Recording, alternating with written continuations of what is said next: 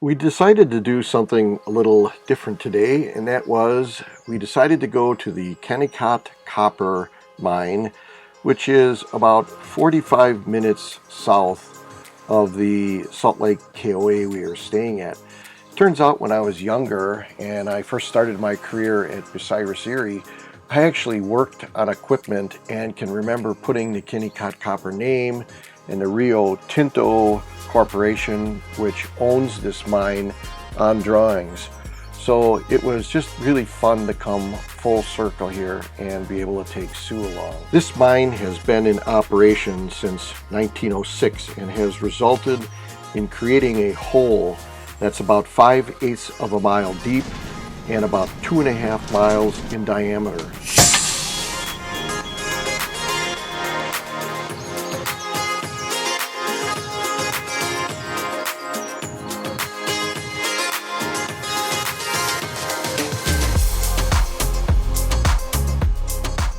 As we drive closer up to this mine, when we finally drive up the road here to the visitor center, you have to keep in mind that this pile that you're looking at is the stuff that they didn't want. It was the dirt that had to be removed just so they could get at the copper.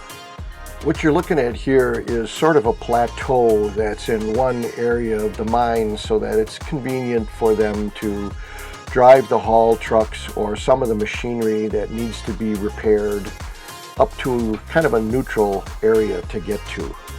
When we finally got to the top, they had a display set up that had all sorts of equipment to look at, and the first thing was this giant 240-ton bucket that sits on the haul trucks that look like ants down in the bottom of the mine. I was an absolute kid in the candy store reading about all of the history of this mine that took us up to the present.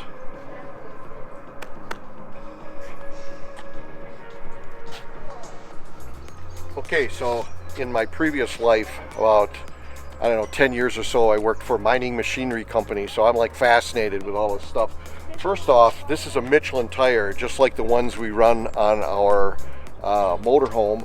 And when you look at the size of this, it says it's 53/80R63. Well, this 53 is the size of the rim. So the rim is almost 6 feet in diameter, just the rim.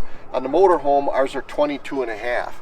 So, we got a good start at being manly man. But I want to show you this, Sue.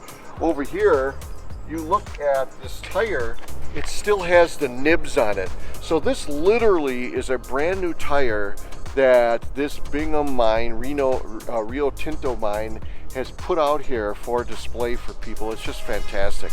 The tires on the motorhome are about $800 a piece. God only knows what something like this is. It's got to be 10,000 bucks. I don't know, maybe more. Maybe we'll look it up when we get back to the rig. So pretty fantastic. Oh, the last thing I wanted to say is this is for their small trucks. Their small trucks are 240 ton haul. And if Sue pans over to this bucket here, this is a bucket that was taken off one of the mining trucks, and it's 240 ton. The big trucks they have here, they have 350 ton haul trucks, and they're the red ones. We can take a look at those. This is the largest man-made excavation in the world, and we were so lucky to have such a perfect day in terms of lighting and temperature. So we're hoping at some point too that we're going to watch a couple blasts. We're not sure just what time, but they did say that they're probably happening today. So you can see in the distance, way down over there, on some of the rows, there's haul trucks that are going up on this, God knows, probably hour trip to get out of here, maybe longer, because they're crawling up these hills at 10 miles an hour.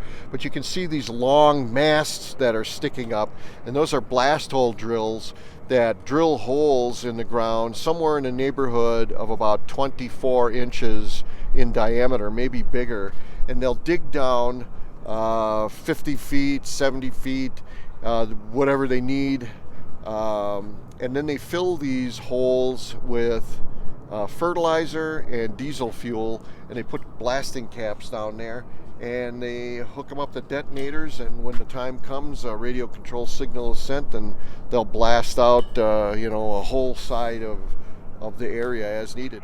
On the end of this railing here is what a drill head looks like.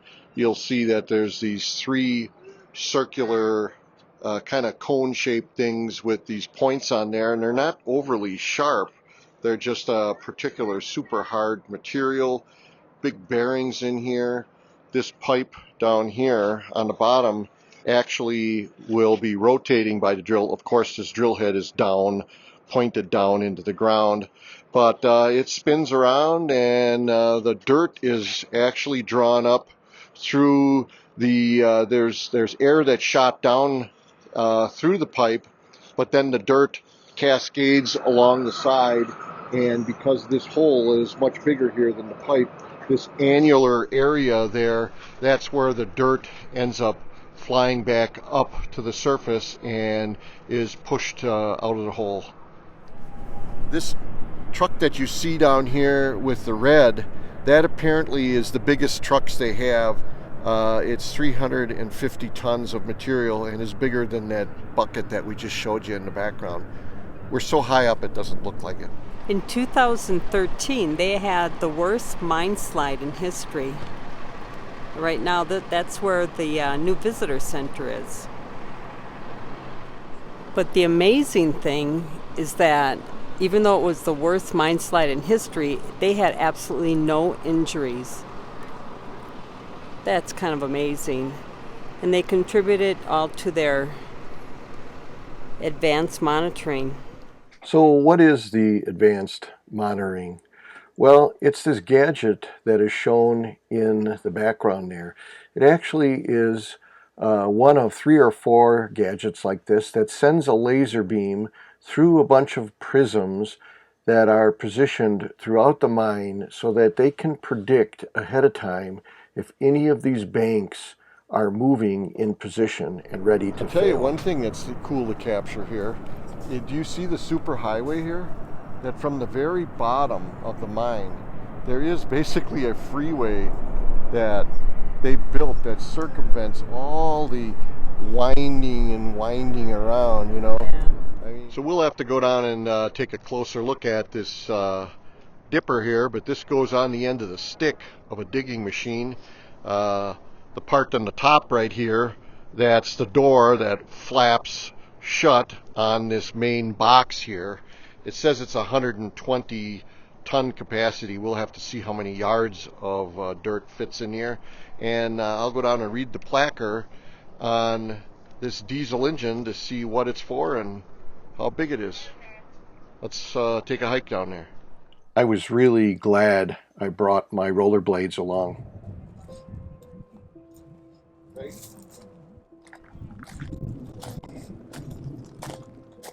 Okay, I have to apologize for being this excited about mining equipment, but for about 8 years or so, maybe 9 years of my life, I worked on this exact type of equipment when I worked for Bucyrus Erie and Harness Figure. Let me tell you about one of the worst stories.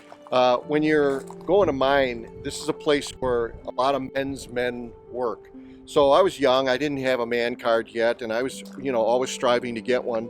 And so I was the mechanical engineer on a particular job, and I remember I packed my lunch and had been standing all day and, working on whatever we were doing. I don't remember what it was, but there was a giant dipper like this that was on the end of the stick, the mining shovel, and everybody was taking their lunch break. So this tooth actually, these teeth were sticking up more, and they were much more inviting to sit down on. But what I didn't know was that when this thing is being pushed through taconite for hours on end, that these teeth actually get to be super hot. Now, I don't know what the temperature they get to, but they're certainly hot enough that you don't want to sit on them. But worse than that, these are wear plates. These are wear teeth that actually come out almost like implants, dental implants. And all of these shrouds come off. And this whole thing is replaceable pieces so that when it's worn out, they can take all this stuff off, put all new stuff in, ship this dipper to a giant garage, and then they've got some guy that's a welder, and he's got like a hell job for, I don't know, a week or so, and he's just welding and putting Humpty Dumpty all back together again. So I come to eat my lunch, and I open the thing up, and I sit down on this tooth, and instantly I didn't notice this at first, but there's all these little hair fibers of metal pieces that were all peeled back, and they like stick right through my pants. Plus the tooth is a couple 100 degrees, and I like stand up, you know, and half of the guys in the mine saw me, so it was not a good beginning to be a mechanical engineer for a mining company that was trying to have manly man people work there. So there's no placard for this engine, so I can't tell you what the horsepower is, I can't tell you what the displacement is. I don't even know what it goes in, if it goes in a haul truck or whatever. What I can tell you is the thing is giant. You know, compared to me, you know, I'm 5'8" on a good day, and it has 6 turbochargers on it, 1, 2, 3 on this side, 3 on the other side. It's actually an international harvester engine, and it looks like it was made in Great Britain. And look at how giant the oil pan is, and it's probably, you know, full of oil to down here. That damn thing must hold 100 gallons of oil. In the distance, we can see a haul truck is just dumping a load of rock, just lickety-split, probably within 20 or 30 seconds. All 300 or 250, whatever it is on that truck, just dumped into the crusher building.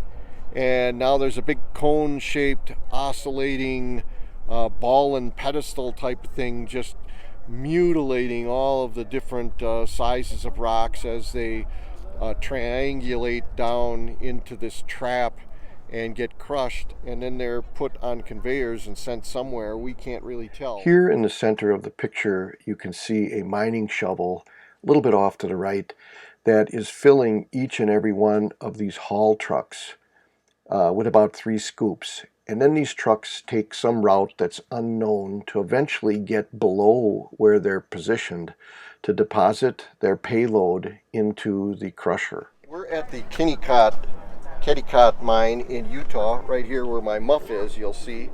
But we're in the US, and you can see up into Canada there, these mines, these over on the east coast, by Sue's Feet over here in South America. They have a mine.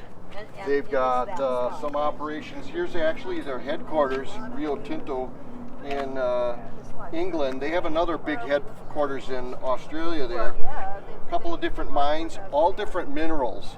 Diamonds, zinc, copper. Here in India, this one is diamonds. This one over here in Mongolia is copper. And then you can see over in Australia where they have one of their major headquarters.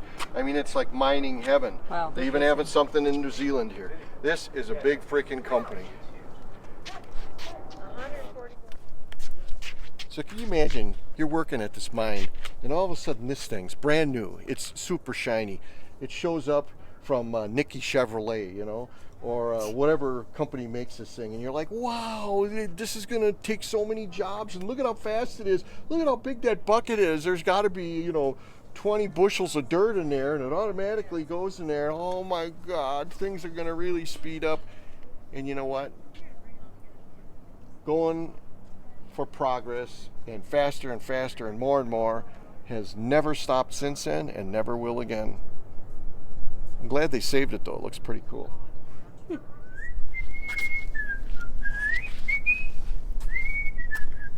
Mark.